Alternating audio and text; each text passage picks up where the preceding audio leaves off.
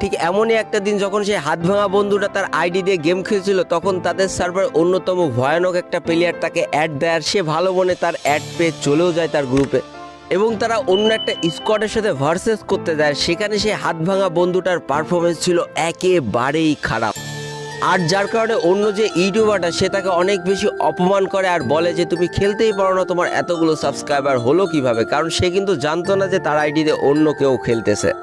আর এই অপমান এবং কষ্টটা সহ্য করতে না পেরে সে একেবারে এই গেম খেলা ছেড়ে দেওয়ার সিদ্ধান্ত নিয়ে ফেলে। কিন্তু এই ব্যাপারটা আবার দ্বিতীয় যে বন্ধুটা সে কিন্তু জেনে ফেলেছিল, আর এই জিনিসটা দ্বিতীয় বন্ধুটার অনেক খারাপ লেগেছিল যে একটা 2 মিলিয়নের ইউটিউব চ্যানেল তার বন্ধুকে এত অপমান করলো সামান্য খেলা পারলো না বলে। এটার জন্য সে 2 মিলিয়নের সেই ভয়ঙ্কর প্লেয়ারটারে চ্যালেঞ্জ দিয়ে বসে, ওপেন চ্যালেঞ্জ অন ভার্সেস। আর ঠিক এই সুযোগটায় কাজে লাগে আমাদের সেই 2 মিলিয়নওয়ালা বড় ইউটিউবারটা। সে একটা শর্ত দিয়ে বসে যে তুমি যদি আমার কাছে অন ভার্সেস অনে হেরে যাও তাহলে মানতে হবে তোমার বন্ধু একটা বট প্লেয়ার বা খারাপ খেলে, আর নাইলে তোমাকে ইউটিউব ছেড়ে দিয়ে চলে যেতে হবে। তুমি কি রাজি? আর ঠিক ওই রাগের মুহূর্তে আমাদের সেই বন্ধুটাও কিন্তু রাজি হয়ে যায় যে হ্যাঁ আমি ঠিক খেলবো, কোনো সমস্যা নেই, এবং তাদের কাস্টমের লড়াইটাও শুরু হয়ে যায়। কিন্তু এটা শুধুমাত্র একটা লড়াই ছিল না, এটা লড়াই ছিল ইজ্জতের লড়াই, এটা লড়াই ছিল একটা বন্ধুত্বের লড়াই। তবে ভাগ্য সেদিন ওই বন্ধুত্বের মর্যাদাকে টিকিয়ে রাখতে পারেনি, সে 6-5-এ হেরে যায়। আর কথা মতো তাকে একটা জিনিসই বেছে নিতে হতো, হয় বন্ধুর সম্মান, নাই হচ্ছে ইউটিউব চ্যানেল।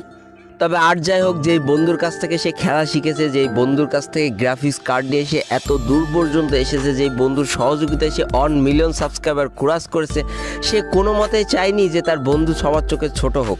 তাই সে জীবনের সব থেকে বড় একটা ডিসিশন নিয়ে ফেলে, সে ইউটিউবটাকে বিদায় দেবে বলে সিদ্ধান্ত নিয়ে ফেলে। তবে তার বন্ধু কখনোই চায়নি যে সে ইউটিউবটা ছেড়ে দিক শুধুমাত্র তার সম্মান রক্ষার্থে। সে বলেছিল যে তুমি ইউটিউবটা কন্টিনিউ করো, আমি ফ্রি ফায়ার জগৎ থেকে চলে যাচ্ছি। কিন্তু আরও একবার প্রমাণ করে দিল যে বন্ধুত্ব বলেও একটা সম্পর্ক আছে, যেটা পৃথিবীর সব থেকে সুন্দর একটা সম্পর্ক। সে নির্দ্বিধায় 1 মিলিয়নের থেকে বড় একটা ইউটিউব চ্যানেল খুব ঠান্ডা মাথায় ছেড়ে দিয়ে চলে যায়। আর হয়তো সে কখনোই হারটাকে মেনে নিতেও পারবে না, সে বন্ধুত্বের সম্পর্কটা সবার উঁচু দেখানোর জন্য সে আর কখনো হয়তো ইউটিউবে ফিরে আসবেও না। যদি তাই আসতো তাহলে আজকে 2 বছর হইলেও একটা ভিডিও হলেও সে আপলোড করতো। আর তোমরা সকলেই জানো 1 মিলিয়নের বেশি সাবস্ক্রাইবার একটা ইউটিউব চ্যানেল থেকে মিনিমাম কত টাকা কামানো যায়। সবাই বলে না যে টাকাই জীবনের সব, টাকা থাকলে সব হবে, টাকা থাকলে সব সুখ কেনা যাবে। আসলে টাকার উপরেও যে একটা সম্পর্ক আছে সেটা হচ্ছে বন্ধুত্ব, সেটা আজকের গল্পটা থেকে আমরা বুঝতে পারলাম।